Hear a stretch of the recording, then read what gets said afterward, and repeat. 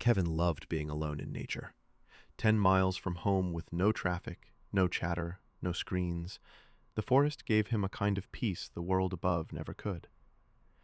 That afternoon, the air was thick with pine and damp earth. Birds called overhead. Branches rattled as the wind moved through them. Kevin let his thoughts dissolve into the rhythm of his steps. It felt like he had escaped the world entirely.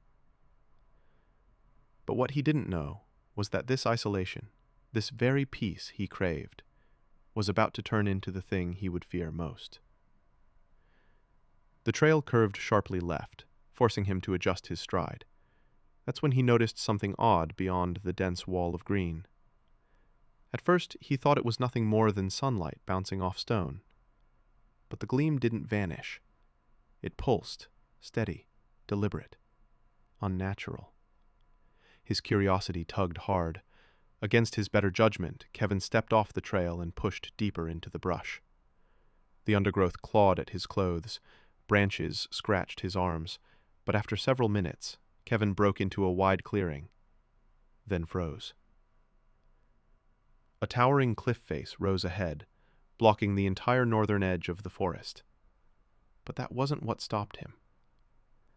Built directly against the rock stood something impossible. A glass-covered metro entrance. It looked as though someone had stolen it straight from the city and dropped it here. The roof was framed by steel beams, vines curling up their sides. Rust streaked across the supports, but the glass panes above still caught the sunlight. Wild grass replaced sidewalks, swallowing what once had been orderly pavement. In front of him loomed a heavy iron gate, sealed tight. Beyond it, escalators descending into the dark earth. Kevin's pulse quickened. This wasn't a ruin swallowed by nature.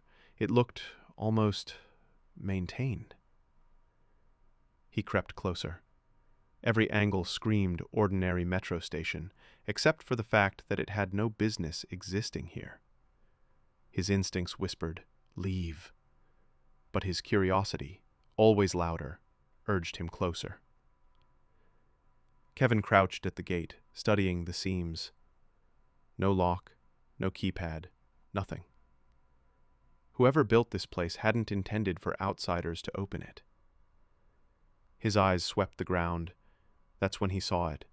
A panel half hidden in ivy, dotted with wires, small rotors, and a single, oversized red button.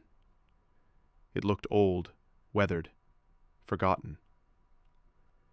Kevin brushed away the vines and hesitated. He expected nothing. Maybe silence, maybe a dull click. Instead, the moment his finger pressed down, the forest erupted with noise. The rotors spun, lights blinked across the panel. A deep hum spread outward, vibrating through the ground beneath his feet. The glass roof flickered as bulbs overhead sputtered to life. Kevin staggered back, wide-eyed. The escalators shuddered, then lurched into motion with a metallic groan. For years, decades, they had been silent. Now they whirred downward, carrying invisible passengers into the dark. Then came the loudest sound of all, the gate's iron bars retracting with a heavy clang, sinking into the ground like the mouth of the forest had opened to swallow him whole. Kevin's breath caught. His curiosity had unlocked something that should have remained hidden.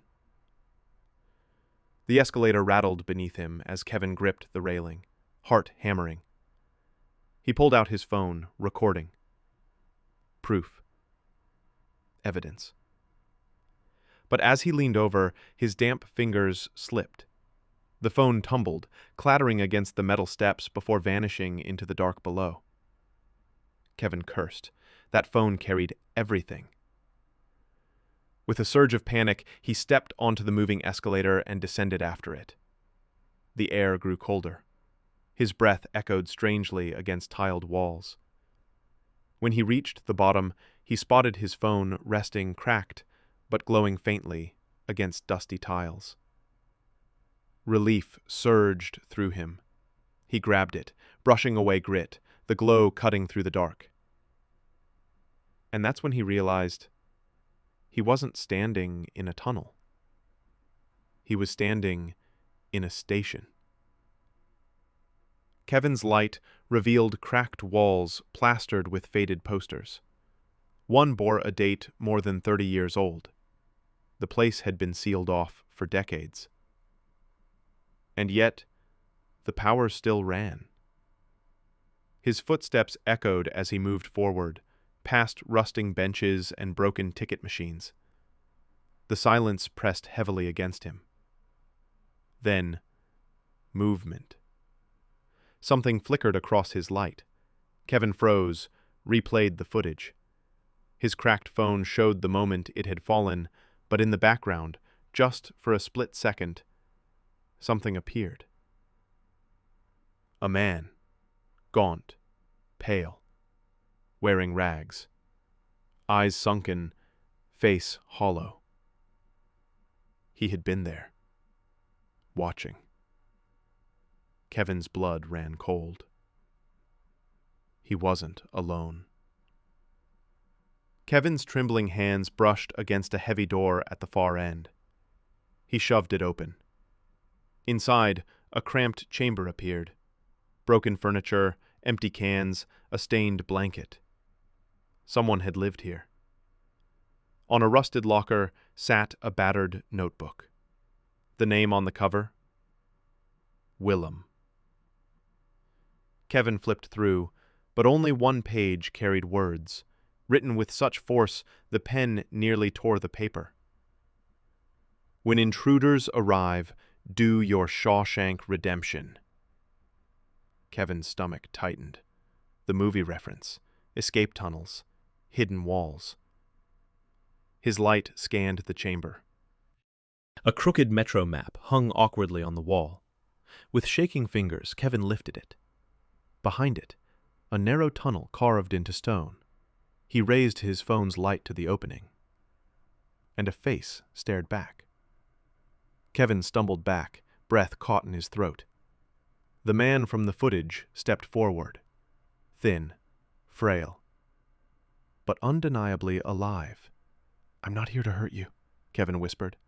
"I just want answers." For a long silence, the man's sunken eyes studied him. Finally, his lips trembled. "I'm Will," he said. "You found everything I tried to keep hidden." His voice cracked, raw from years of disuse. "This was supposed to be part of a new neighborhood," Will explained. "In the late 80s, they built stations ahead of time. Finished them completely. Entrances, escalators, ticket booths. But the project collapsed. The city canceled everything. The staff were dismissed. The power stayed on. But the purpose vanished." He looked down, shame etched in his features. "I worked here. It was the first real job I ever had. When they shut it down, I had nothing left. No job, no home, nowhere else to go. So, I stayed." Kevin's chest tightened. For 30 years, this man had lived in the shadows of a forgotten metro station. "It was lonely," Will admitted softly.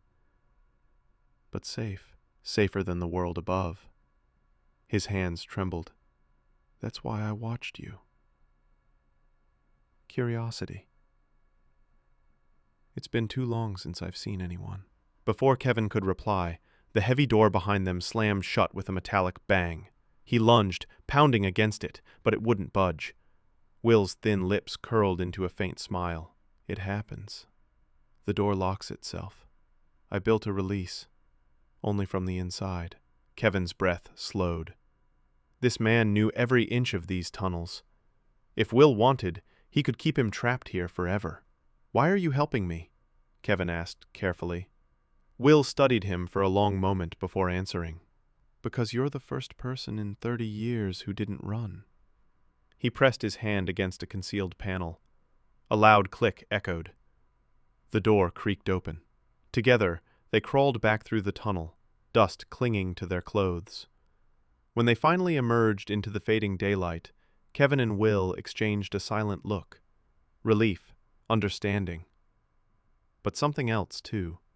Something darker that Kevin couldn't quite place. Days later, Kevin came back. This time, he carried food. Sandwiches. He found Will waiting in the clearing, as if he had known Kevin would return.